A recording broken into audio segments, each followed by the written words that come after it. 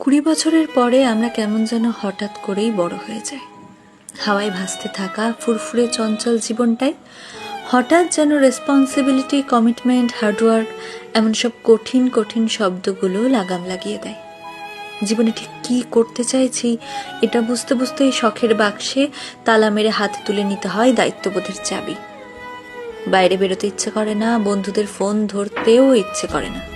কেমন যেন সবকিছুর ওপর থেকে হঠাৎ করেই বিশ্বাসটা উঠে যায়। সব সময় শান্তি খোঁজার এক আপ্রাণ চেষ্টা চলে মনে। নির্ঘুম রাতের তারারা সাক্ষী থাকে এই গল্পগুলোর। শখের জিনিসগুলোর একটা লম্বা লিস্ট তৈরি হয় মাথায়, কারণ 20 পর বাবার কাছে শখের জিনিসটা চাইতে কেন জানি ভীষণ দ্বিধা বোধ হয়।